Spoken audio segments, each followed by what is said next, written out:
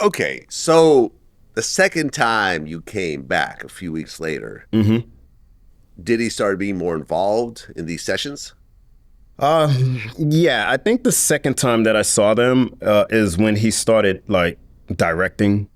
He started, getting on his Steven Spielberg mode, and he started telling us, hey, I want you guys to stay apart from each other, look at each other in the eyes, all right, babe, get up, go get closer to him, grab the baby oil, put some baby oil on him, just it's just weird, man. Like I never had an encounter like that before, so to have another man, um, dictating what to do with your sexual drive and energy, and like that is extremely frustrating. So, but yeah.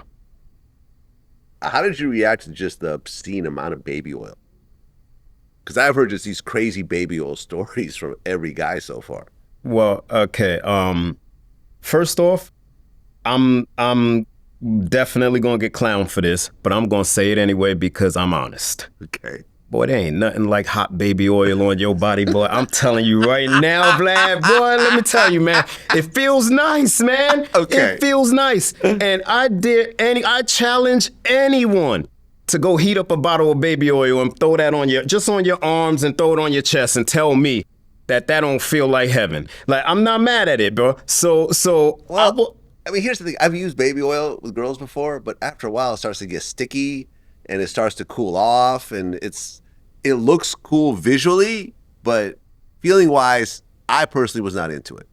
Yeah, well, you got to realize that dude was obsessed with baby oil, so we Exactly. never got dry.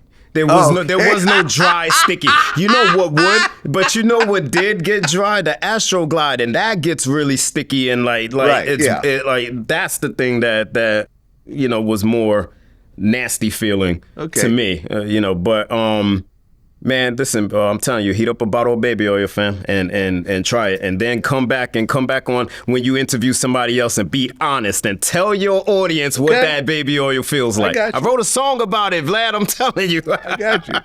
I got you. Okay. And you described Cassie as being comfortably compliant. Mm-hmm. Explain that. So, she didn't seem to me like she was being forced to do this. Whenever, Diddy would be like, babe, go over there and, touch him in the chest. Babe, go over there and stare at him in the eyes. She just seemed comfortable to do it. She didn't seem like she didn't want to do it. She didn't give any attitude. She didn't give any, no rebuttal, no reservation to doing this. So, I felt comfortable around her. She seemed comfortable around me. And, I guess we both were compliant. The difference is I just wasn't comfortable with it. Like, it just was weird for me, but she seemed happy to do it. Now, in the beginning, Diddy was just like in the corner. Yeah. But at one point, he actually started to masturbate. Yeah, I mean, like, he started getting closer. Yeah. Like, to the point where you can hear him, jerking off around. So, How distracting was that? that it's not just Like you're just distracting. fapping right next to you. It's, yeah, it's not just distracting. It's offensive, to be honest with you. It feels offensive to, like, because listen, it's one thing if he comes in and he's like, yo, listen, we're gonna run train on this, and this is what it is, right? But the original agreement was that he would be in a corner somewhere and the interaction would be between she and I, right? And so, the closer he started getting, the more I started feeling that feeling a bit uncomfortable that he might try something. Thank God he never did, ever, right? Never even touched me, like even shoulder to shoulder, nothing. So, I mean, I don't know. Like, it's uncomfortable. It's very uncomfortable. And to hear it, like he's always standing, like, not behind you, but like off to the side. And you don't want to look at that. So you're trying to focus on her and you just hear this, like, that's nasty. Well, I've heard this from all the various escorts I've interviewed, and basically they would have sex with Cassie. They would pull out. They would come on her stomach, and then by the time they did that, Diddy was like in the other room, and she would like jump up and like run and bring the liquid gold over to Diddy, try not to spill it, and they would close the door, and then you didn't know what happened. Was that pretty much the same thing with you guys at one point? Yeah, it was every time. Every And time. I didn't catch on to the fact that they was really doing that. Like I just thought that, oh, I'm finished. They know I'm finished, so they're gonna go take a break. That's what I thought was what was going on. Until one day when I was not only bored, I was frustrated with this dude like directing this, and it was annoying as hell. Like he wouldn't stop talking and stopping us from doing what we was doing. So I just was like, yo, I'm getting out of here, man.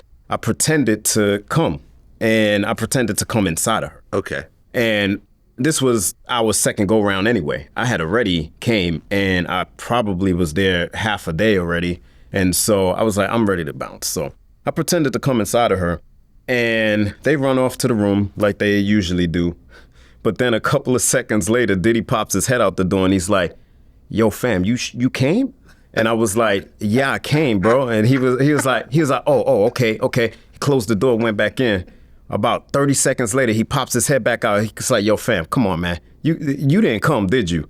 And I was like, bro, I came. Like, he's like, really? I was like, dude, listen, I came before, so maybe a little bit came out, but I don't know, man. But I felt like I came, bro. I felt like I had a orgasm, bro. Like, whatever. So he went back in the room, and that's when they let me go. But that was the moment that I realized, yo, there's something to the semen aspect of this. And that's crazy, because then I started getting grossed out by this. I was like, yo, what is he doing? You hear all kinds of stuff about Diddy. Is he taking my semen down to the satanic church, or is he like, drinking it? Is he like, you don't know what's going on with it, but it just gets real weird from that point, like real weird. It was already weird, but it gets really weird after that. Yeah, I mean, the image that you just gave me of Diddy poking around in Cassie's vagina trying to find the cum river in there, like it's just, and then being disappointed because he couldn't feel it coming out, man, it's just, I don't know, it's a little too much for me right now.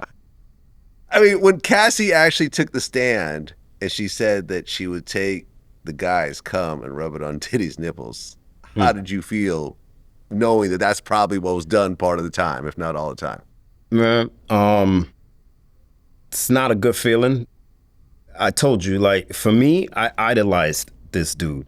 So it's pretty traumatic to think that any part of my bodily fluids, except for spitting on him, has been on any part of that guy's body, man. Like it's sick, man.